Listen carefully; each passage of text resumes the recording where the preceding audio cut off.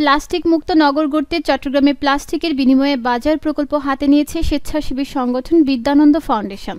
আজ সোমবার 23 ডিসেম্বর নগরীর বাকলিয়া স্টেডিয়ামে 1 বছর মেয়াদী এ প্রকল্পের উদ্বোধন করেন city mayor doctor Shahadat Hossain. জলাবদ্ধতা বন্দর নগরীর প্রধান সমস্যা জানিয়ে উদ্বোধনী অনুষ্ঠানে মেয়র বলেন, প্লাস্টিক এবং পলিথিন যদি আমরা বর্জন করতে পারি তাহলে আমরা জলাবদ্ধতার একটি পার্মানেন্ট একটা সলিউশন হতে পারি। আজকে আমরা বিভিন্ন খাল নালা যে জায়গায় পানি জমে থাকে সেখানে আমরা যেটা দেখছি তার মূল কারণ হচ্ছে সেখানে প্লাস্টিক জমে থাকে, পলিথিন জমে থাকে। ইভেন আমাদের বাকলিয়ার পাশে যে একটি কৃষিখাল আছে সেটাতে আমরা দেখি প্রচুর পলিথিন ছিল, চারটাখানে প্রচুর পলিথিন আছে। ইভেন দক্ষিণ বাকলিয়া যে বুদ্ধিয়াখাল আছে সেটাতে প্রচুর পলিথিন আছে।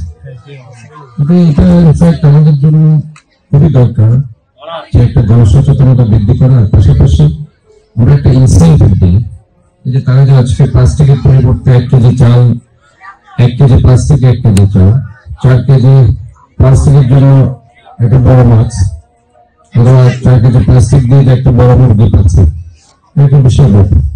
পণ্য নিতে আসে স্থানীয়রা প্লাস্টিকের বিনিময়ে ডিম, সুজি, পরনের কাপড়, চিনি, আটা, মাছ, তেল, মুরগি, শিক্ষা উপকরণ, কলম, পেন্সিল অথবা খাতা, স্কুল ব্যাগ সংগ্রহ করেন। সংগঠন সূত্রে জানা গেছে, পাইলট প্রকল্পটির মেয়াদ 1 বছর। প্রকল্পের অধীনে নগরের পতেঙ্গা ও হালিশহরে 2টি স্থায়ী স্টোর চালু থাকবে। এছাড়া 50টি ভ্রাম্যমাণ বাজার ক্যাম্প হবে, যেখানে প্রতি ইভেন্টে 5 শতাধিক পরিবার প্লাস্টিক জমা দিয়ে নিত্য প্রয়োজনীয় পণ্য সামগ্রী ক্রয় করতে পারবেন।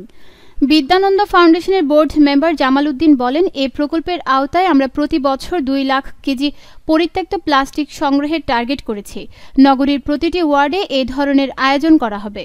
জামাল বলেন, সেন্ট মার্টিনকে দূষণমুক্ত করতে 2022 সালে সেখানে প্রথম প্লাস্টিক এক্সচেঞ্জ স্টোর করা হয়েছিল।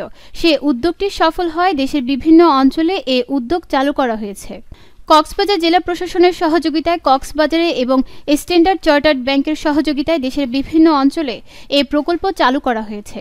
চট্টগ্রামে এই প্রকল্পের সহায়তা নেওয়া হচ্ছে সিটি কর্পোরেশনের। নিউজ ডেস্ক, দৈনিক পূর্বকোণ।